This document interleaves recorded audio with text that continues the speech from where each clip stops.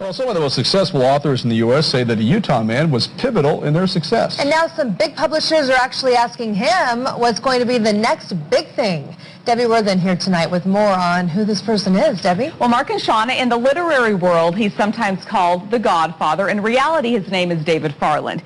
He's a best-selling author in his own right, but to some mega successful writers here in Utah, he's much more. I'm selling millions, and I can point that right to Dave. He understands storytelling and writing on a freaky level. His head's been in the game his whole life. I'm David Farland. I'm a science fiction and fantasy writer. David Farland won't tell you how amazing he is, but the writers he mentors say he's the one to know. All of us, we all feel like we owe a huge debt to him. James Dashner has come a long way since he first met Farland. I first came across Dave about 10 years ago when I started attending all the nerd conventions in Utah. Since then, we're pushing about 4 million. That's just in the U.S. And that's not all. The Maze Runner, the first in one of Dashner's book series, comes out on the big screen this September. The series is a young adult dystopian setting, and 20th Century Fox loves it. To have a movie based on a book I wrote and to be so involved with it, it's impossible to describe. Brandon Sanderson now teaches the class he once took from Farland at Brigham Young University. His latest book in his Words of Radiance series debuted at #1 on the New York Times bestseller list.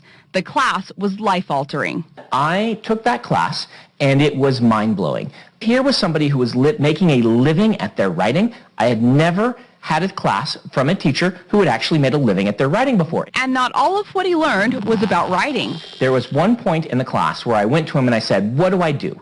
And he said, "Well, you know, have you finished any books?" And I said, "I have just finished my 6th. And I said, "Well, you're going to go to the World Fantasy Convention." Dave says, "You've got to drop $500 and go to this convention and meet these editors." And I said, "What's your limit on your credit card?" I had to go nervously to New York City for the first time, walk into this convention. It was absolutely terrifying. It was also his first big break. The last time the publisher counted, it was somewhere around 10 million, I think. Thank you so much for coming. Thank you for showing up. Now to Brandon Mull, author of Fablehaven, fantasy book series for kids.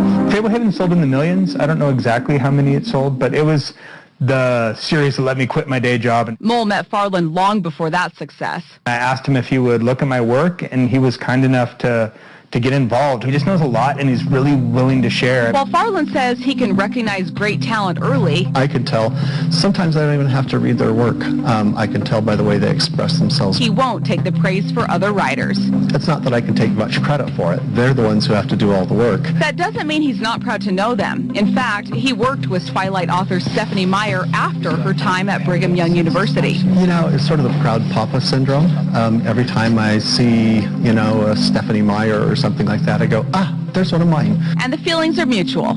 He's just very, very well loved and respected in the Utah community, and not just here, but worldwide. He has done more from this community of science fiction and fantasy writers than anyone else I know. Dave is not only a fantastic writer, he is a fantastic person. Well, Farland has written and sold lots of books of his own, too. Right now, he's finishing the last novel in his best-selling series, The Runalords. He's hoping to see that debut at #1, and he's also busy teaching writing courses. He said that's on his bucket list. He's never debuted at #1 on the New York Times list, although he's been top 5. Really? So is it just like he knows the content that's going to sell and make something a bestseller when he reads it? It's interesting. There's a lot more to it than just writing a book. It's marketing and managing a business and being charismatic and getting out of the public. There's so much more involved than I ever knew. Well, so I have this idea.